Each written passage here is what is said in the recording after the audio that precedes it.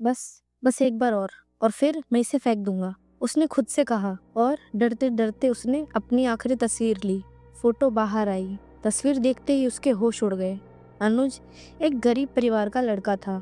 उसे फोटोग्राफर बनने का बहुत शौक था। वो हमेशा अपने फोन के कैमरे से लोगों की तस्वीरें खींचता और खुश हो जाता। लेकिन एक बड़ा फोटोग्राफर बनने का सपना उसके दिल को कभी चैन न लेने देती।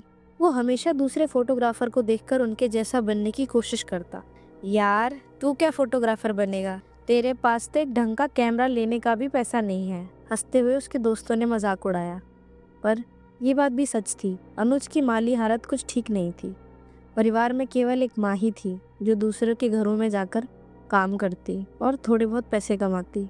अनुज भी उनकी थोड़ी बहुत मदद करता था, लेकिन पढ़ाई उसको ढंग से काम भी नहीं करने देती थी। कुछ समय बाद अनुज के गांव में एक बहुत बड़ा भव्य मेला लगा। अनुज के सभी दोस्त उस मेले में जाने की बातें करने लगे। अनुज भी अपने दोस्तों के साथ मेले में गया। वहां उसने खूब मस्ती की, घूमा फिरा, खाया पिया, बहुत एंजॉय किया।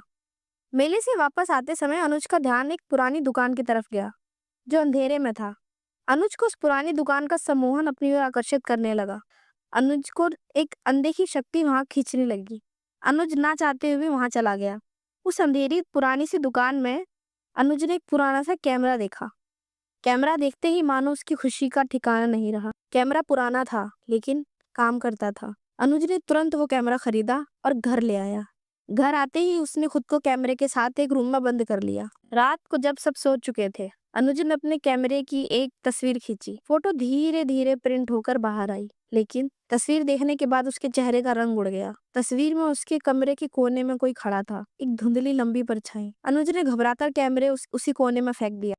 अनुज ने घबराकर कमरे के उसी कोने में देखा, लेकिन वहां कुछ भी नहीं था।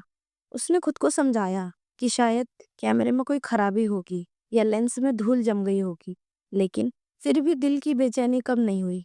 उसने कैमरे को फिर से उठाया और दोबारा तस्वीर खींची। इस बार परछाई और साफ दिख रही थी। अब ये पहले से ज्यादा करीब आ गई थी, जैसे कि रवि की ओर बढ़ रही हो। उसका शरीर ठंडा पड़ गया। उसने खिड़की से बाहर झांका, दरवाजे को चेक किया, लेकिन घर में उसके अलावा कोई नहीं था। अनुज को अब डर लगने लगा, लेकिन फिर भी वो ये साबित करना चाहता था कि ये सब उसका सिर्फ एक वहम है। उसने तीसरी बार तस्वीर ली। जैसे ही फोटो बाहर आई, उसका हाथ कांपने लगा। अब वो परछाई ठीक उसके पीछे खड़ी थी, इतनी पास कि वे उसकी गर्दन के पास झुकी हुई लग रही थी।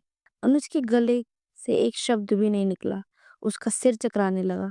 उसने तुरंत कैमरा फेंक दिया और लाइट जला दी। रोशनी में आते ही कमरे में सब कुछ सामान्य लगने लगा। अनुज ने राहत की सांस ली और कैमरे को उठाकर अलमारी में रख दिया।